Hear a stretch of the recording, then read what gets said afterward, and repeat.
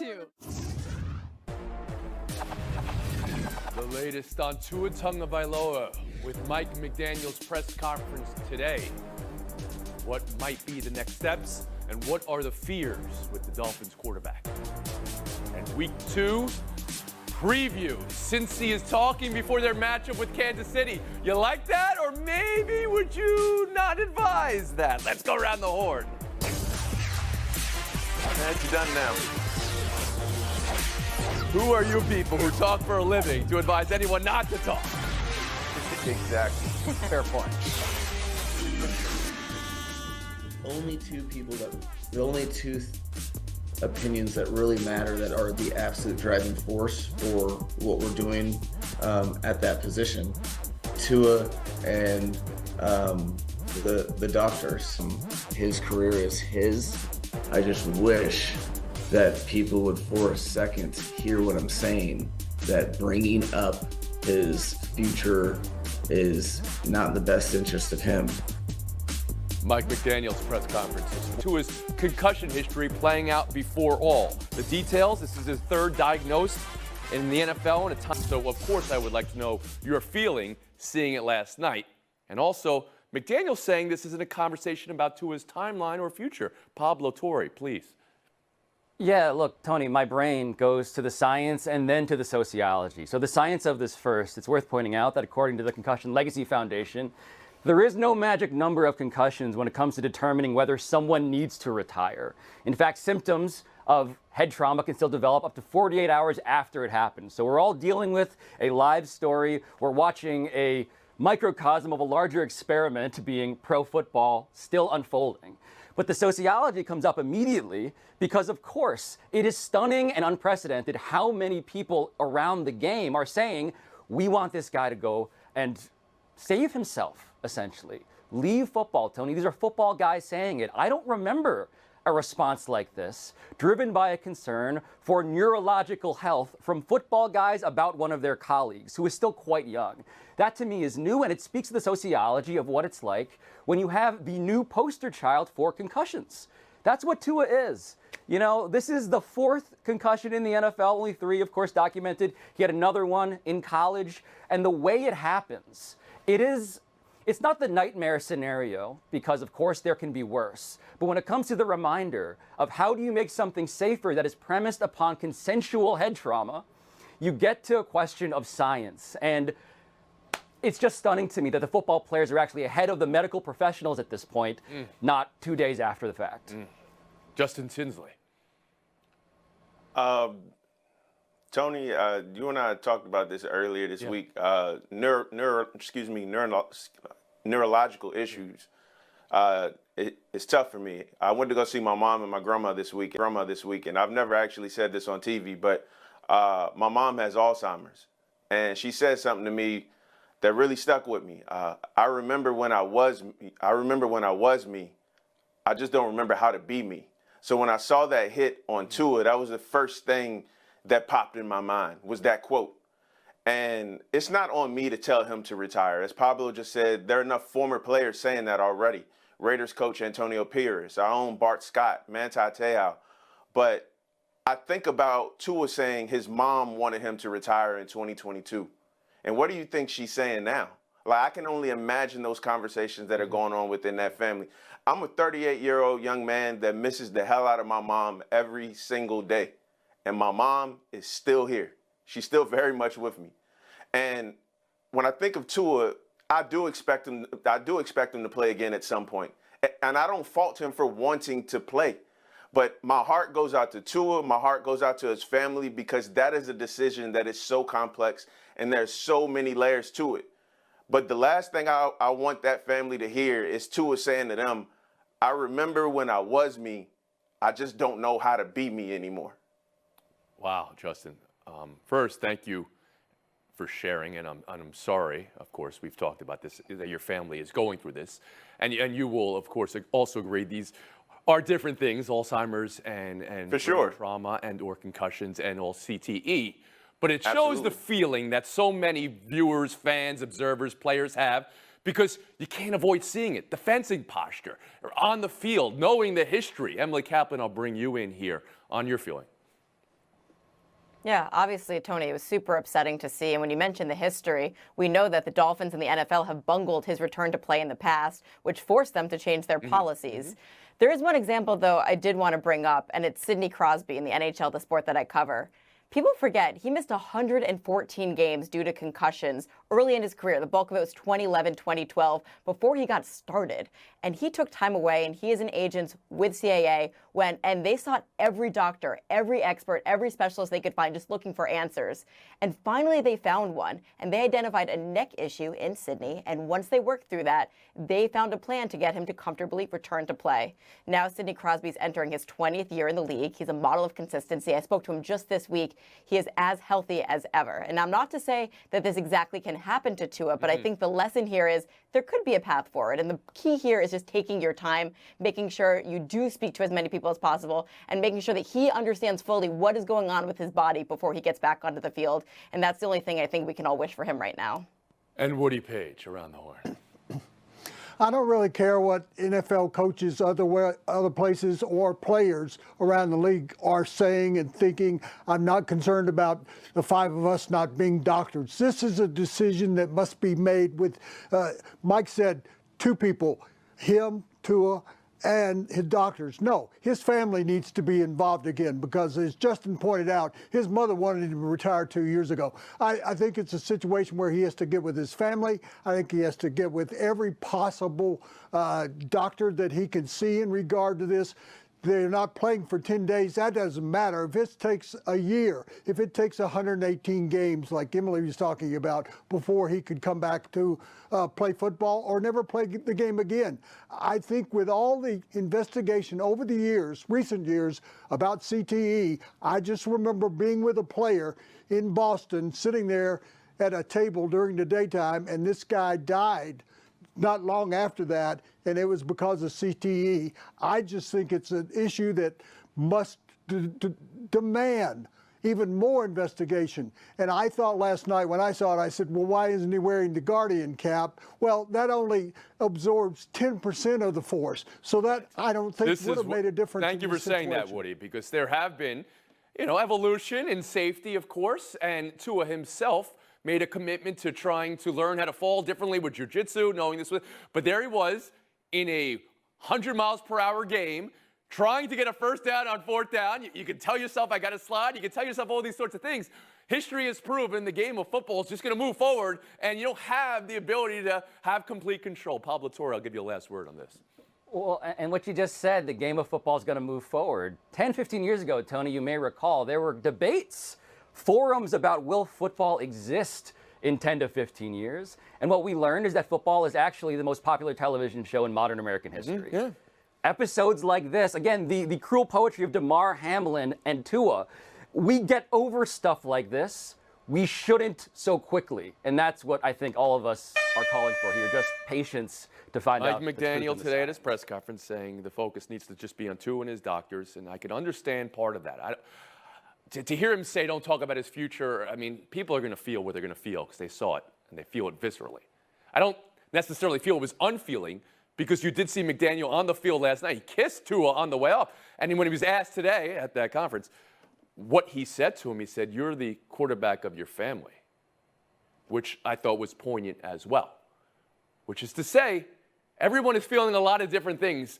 Maybe the coach is trying to protect his player from people making judgments on him, but the reality is the future is not known for anyone and for this game to get around concussions, and we're still trying to figure it out. We'll move on now as there's no easy way to do it, but with the defense. They 21 Miami, and Miami outgained them by 100 yards. They once again slowed down, damn near shut down Tyreek Hill.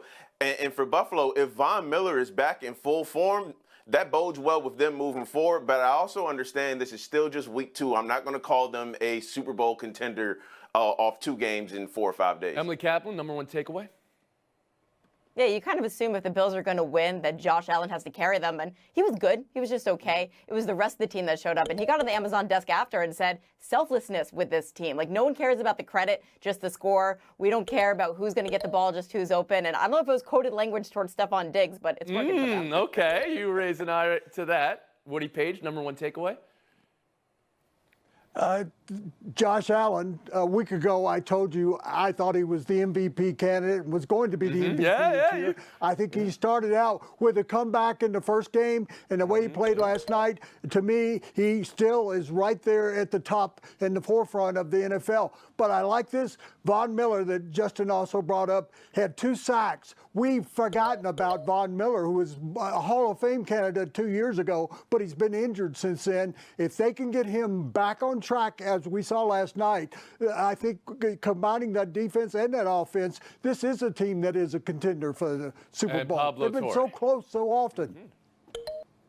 My takeaway is the AFC East and how everybody should be worried that Josh Allen's reign in this division is look, it's not the Patriots level of just like automatic in that division, Tony, but since they took Josh Allen, it's 2018, no one has dominated their division as much. They're tied with the Cowboys, dominating the East and the AFC and NFC, but it's just feeling, no one has dominated it more. Let's put it that way. Kansas That's a City? We're friendly not bit of saying grammar Kansas for me. City's dominating the AFC West? Are we not saying that? Not intra-division over the same period. Division over the same. Really? All right. I'm gonna have to look at that. But for now, those points stick. We're taking a break. Buy or sell on the other side.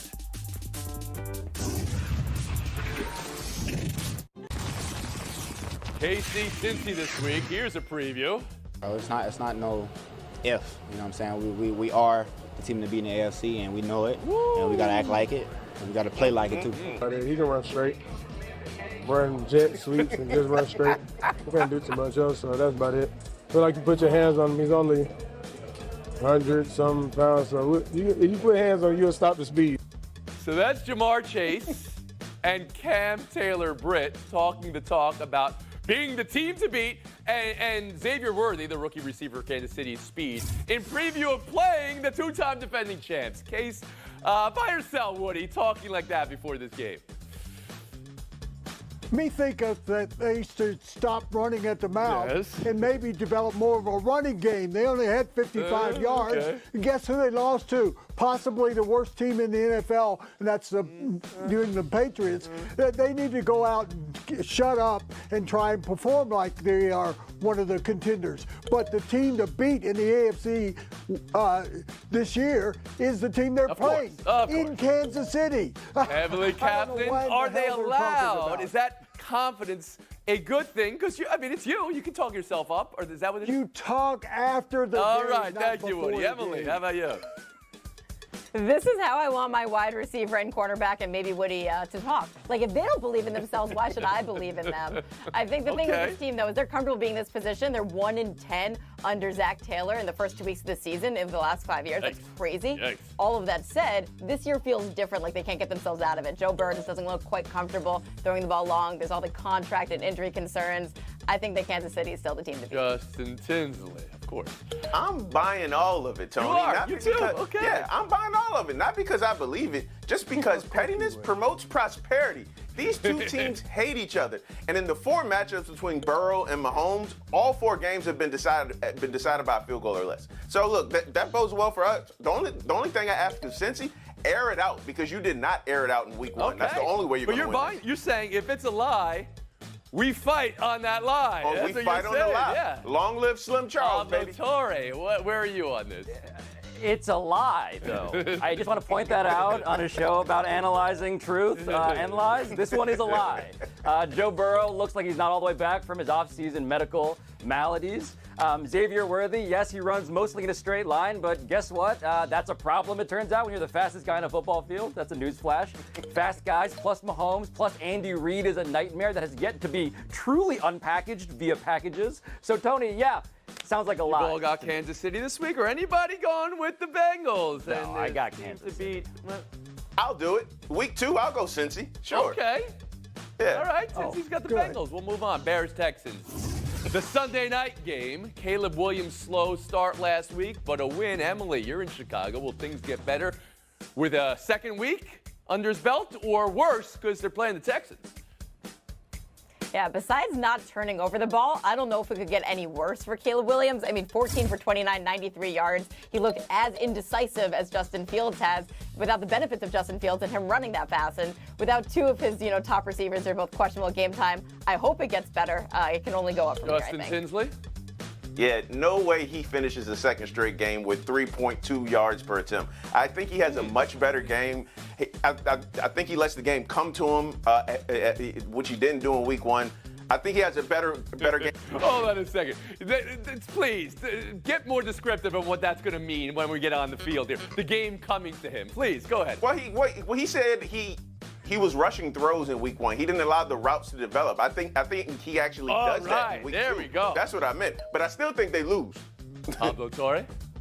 Yeah, it just felt like the game showed up a bit too quick for him, actually. It wasn't that the game did not arrive at him. It's just that Caleb Williams was not prepared once the game did arrive. And by the way, Tony, I do think C.J. Stroud is the nightmare scenario when you're comparing someone against the rookie quarterback. He was the best rookie quarterback you've seen in NFL history. And now you're telling me Caleb Williams go out and do this? But Stroud's debut last year, game 1, it wasn't what the rest of his season looked like. He built up towards that. Maybe. Woody, do you think Caleb Williams will have a better start week 2? Justin, I just want to say I'm keeping the receipts on you, kid. I hope you're on the next program with me because the game's not coming. Oh, we are. Guess what? The Texans are coming at him from the defensive side. No, John Elway, when he came in the league, had a terrible first game as a pro. Guess what? The next week, he had an even worse game. Okay. If that's possible. So we've seen it before. Better players than this one. All right. There we go. That's a horn right there. Getting the game come to him, Justin Tinsley. Yeah. Pablo, you're still saying Buffalo's been more dominant in the division than Kansas City's been dominant in the double-digit wins. They are merely tied with the Cowboys, ahead of even the Chiefs since Josh Allen got drafted. There you go, Pablo. Double-digit wins intra-divisionally. Incredible run for these Bills. We'll still allow it. Paige, Torre, showdown next. Woody Page, Pablo Torre, good luck in showdown. Bucks at Lions is a playoff rematch. The second week in a row, it's a playoff rematch for the Detroit Lions. Woody, who you got? Buck stop here. I got Detroit. I have never seen a team develop its coach's philosophy and personality like I have the Lions since Mike Ditka was the coach of the Bears. So I think the Lions are just going to be as strong as possible again this year. But it's funny you say that because I believe that Baker Mayfield, Tony, is the person taking other teams out at the knees. The dude was the greatest quarterback in week 1. He had 350 yards in this playoff game against this team. So to me, Baker is still a stock that's undervalued. You're taking Tampa in this game. I'll gobble all of it up. Yes, I would do that. I agree with you, but maybe you'll get the points when we come back on Monday. By the way, Woody, wouldn't you say the Denver Broncos took on the personality of Adam Gase? Vic Fangio, Josh McDaniels. Showdown 2. Really. Jets at Titans. Here's a question. Can you have a must-win game, too? Pablo, does New York have a must-win game, too, this week? Absolutely, Tony. The Jets were 7-9 without Aaron Rodgers, okay? Aaron Rodgers is back. They need to win a game. If they start 0-2 in this city, look, New York needs to hang its hat on being tough on its stars, and this one is more than deserved. Must win? Must win, right. absolutely. Woody Page, how about you? If it were the Ottawa Jets, I would say, no, they don't need this game. But this is a must game. They must win. Jets? I mean, they're already behind the New England Patriots, and we know they're not going to be a factor in that division unless they win right here and start now. What do you mean, the Ottawa? What is the Ottawa Jets? Are you taking a shot at Ottawa? Is this about the New York media? Because they're so big and tough? They're Frank Isola. They're not big. They're not tough. Come on. Pablo Torre, take the FaceTime. Thank you, Tony. On behalf of the New York media, I'd like to announce a bit of journalism because I've been wondering about a mystery that is so obvious that it's been hiding in plain sight, which is how did the Patriots acquire the draft pick that became Tom Brady? We know the origin story, we've seen the shirtless photos, all of that, but it's a compensatory pick. It's a compensatory paternity mystery. How did they get it? What player left that resulted in the greatest of all time? I solved the mystery, Tony. I know who the father is. It's the latest episode of Pablo Torre Finds Out. We will reveal it, his identity, for the first time in 25 years. What do you got, Maury? What is this? Oh, my goodness. You're not telling me. We also might have some Maury. Well, spoiler alert. We might have that's some Maury. I'm sorry. Two things. I got some time. Okay. So our producer of video, who we love, Jeff Weiner, is getting married right now to Brenna, who we love even more. Jeff. Right now they're getting married. Which is beautiful and intimate. They're doing it up in our video booth right now. No, they're not doing it. They did. But tomorrow we dance. We dance all night, which I love. So congrats. Can't wait for a big around the horn wedding. Also, Premier Lacrosse League. All right, here we go. Championship is Sunday and